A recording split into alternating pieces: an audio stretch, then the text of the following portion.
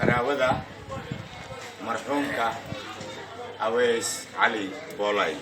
سدوو عجسد. بسم الله الرحمن الرحيم. إنا لله وإنا راجعون. maanta waxa waaye geed culus aan soo gashay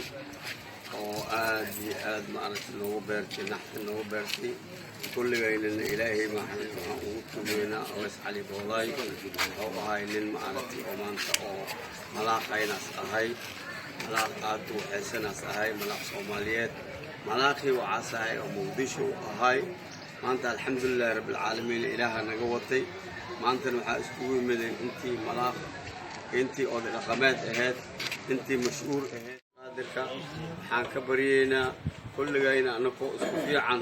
anagoo isku wanaagsan ilaahay inuu qabrigaasna geliyo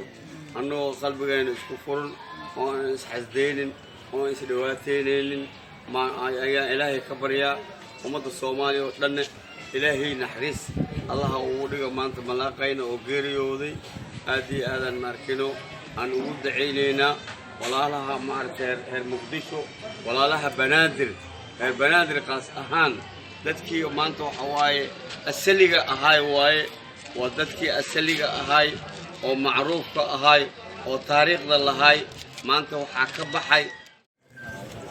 inna lillahi wa inna ilayhi raaji'uun waxaan maanta barobbiyo aad ugu naxsanahay geeridii ku timid walaalkaynii Aweys Cali Boolaay oo ku geeriyooday magaalada Nairobi ee dalka Kenya waxaan aad iyo aad tacsiya maanta aan ugu diraynaa khaasatan beelaha reer banaadir iyo ummadda Soomaaliyeed meel kastoo joogaan waxaan ka rajayaa ilaahay naxariis janna ilaahay si qabrigiisa waasac ilaahay ugu dhigo kitaabkiisa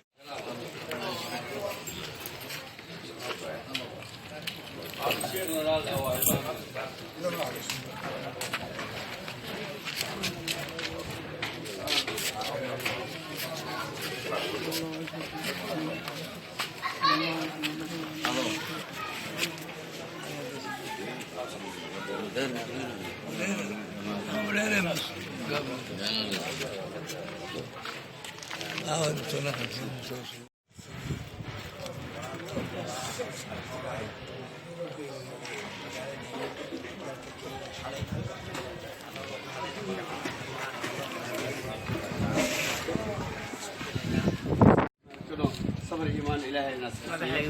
وكاس كوريج أضيال ووين يا دنعيها يفديان ودربانا دنعيها فديان بابا كرام هيك ملاك مقعيس محمد وحجوجا مقعيس محمد أويس حجوجا مع الجيلاني وحجوجا مع العيس أبوكي ولا بديها يعني بس كل كرو بديها على